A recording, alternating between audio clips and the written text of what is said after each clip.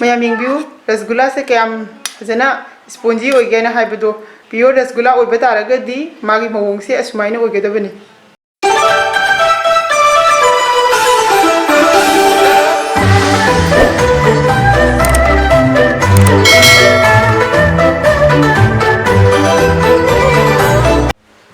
Kuramjari Mathela recipe channel asigi maikaidagi mayambu taramna okseri ahanbada I video sibu loiba phawba yengbinabagi damakta mayam mafamda hanna naijari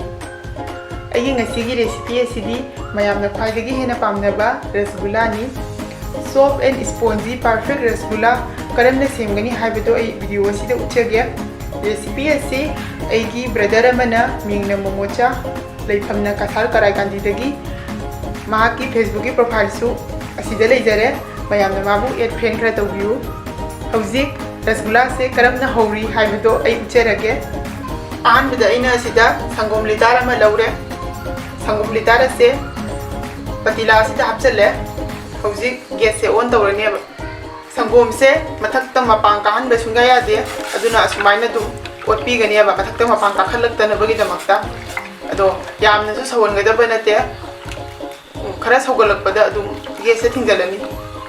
हौजे संगोम से सौगले अदुना मई से of तौरनी संगोम से guess तगे थांगदरब मतुंगदा minute अमामु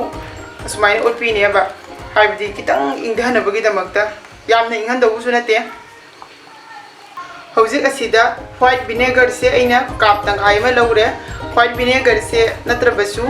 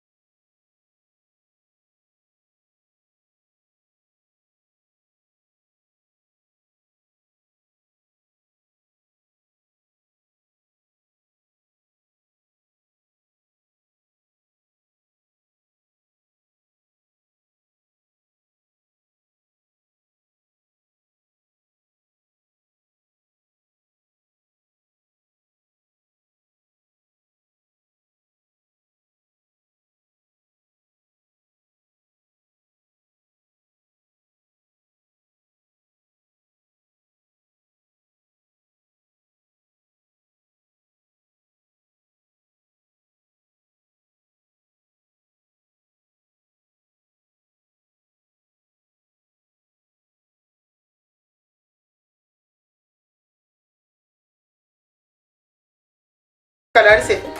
इसिंग पूरा इसिंग की colour दुमाइना ओइरेबा इसिंग की colour ओइबदो मागी संगली संगली तब मचुमा असिगी मतम से लाप सिगनियाबा असि चपचाबा मतमनी अदुगी ममाना चुमथोपा तारगदी होरेन रसगुल्ला दो सेमलबा मतुंगे रसगुल्ला दो रबर दुमाइना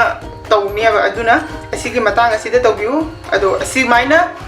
संगोम सिना कायरबा मतुंगे यामना कुइना थंबिगनु यामना कुइना थंबा तारगदी रसगुल्ला दो हार्ड ओइनियाबा अदुना हौजी अखोइना चुमथोकलनी असिदा चाचुम ममा लौरे इना कोन अमदा असिगी मथक्ता से असामी चादर से ओइना लौरे असिगी महुत्ता रुमाल ओइना ओरसु यानी खरा अपाबा फी अमना अदुम तौबिउ कइमता काइदे फी से असिदा थमला मतुंगदा अदिदगी से चुम थोकलनी हौजी अखोइना असि लौखटलगा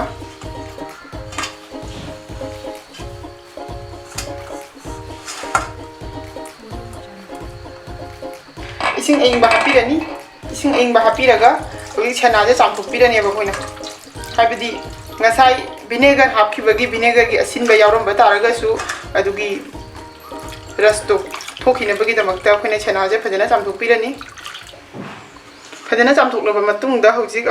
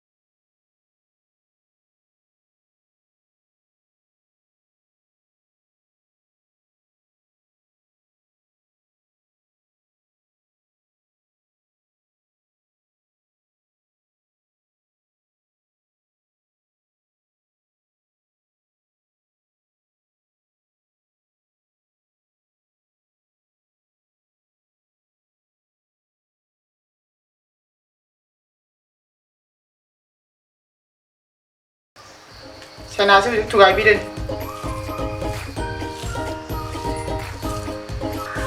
ꯃꯇꯥꯡ ꯑꯁꯤꯗ ꯀꯅꯥꯒꯨꯝꯕꯅ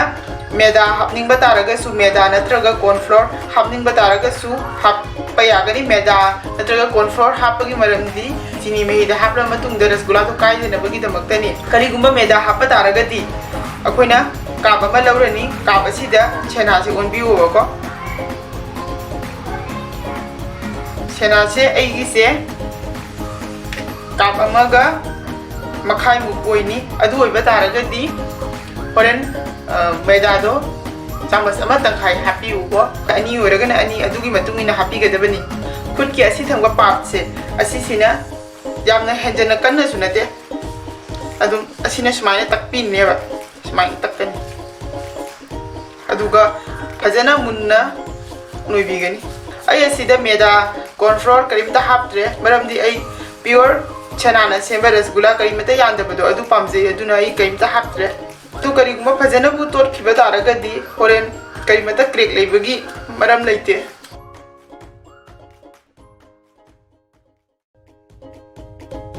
ꯍꯧꯖꯤꯛ ꯁꯦꯅꯥꯁꯦ ꯐꯖꯅ ꯅꯣꯏꯔꯦ ꯑꯩꯈꯣꯏꯅ ꯁꯦꯅꯥꯁꯦ ꯐꯖꯅ ꯇꯣꯠꯄꯁꯦ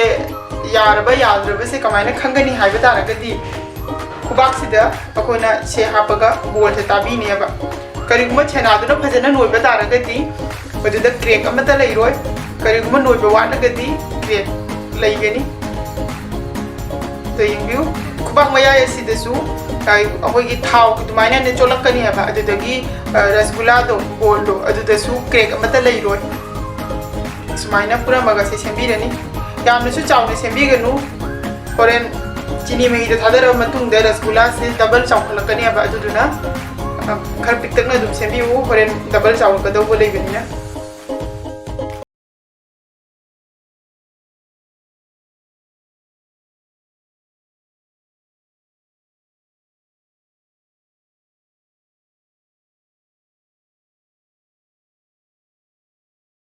असिदा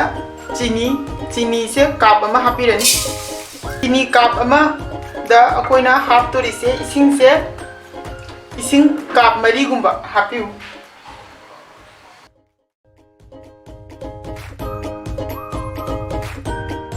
रसगुल्ला सेम मतमदा चीनी मही से मागी मही की चांग से यामहनबगी मथौता फजना लुप्पा फावबा सौगदौबनिनने चीनी से नंग लाउना लोनगदबसु नते चीनी सिना हेक तुम्बा फावबा तनी चीनी सिना हेक तुम्बदा अदुम यारे येंबिउ चीनी मही से असुमाइना सौरकपा ताबा सिगी ममांगदा रसगुल्ला की बोल से हापीबा यादेको चीनी सिना असुमाइना पुरा बोंग बोंग सौरकपा मतम से सिदा हापीगनी अदो पुनमक अमुक्ता थादगदबा नते सि सौगलईबसे सिगी मथक्ता सुमाइना अमममता थादबिरेदबा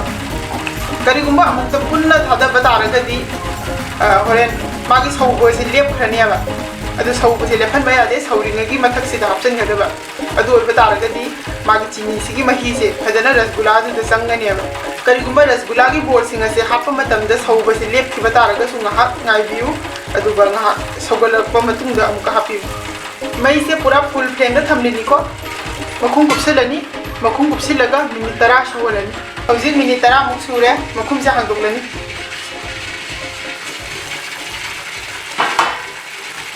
मयाम येंबिउ रसगुल्ला से ngасai थादखिबा बोल अदुदगी डबल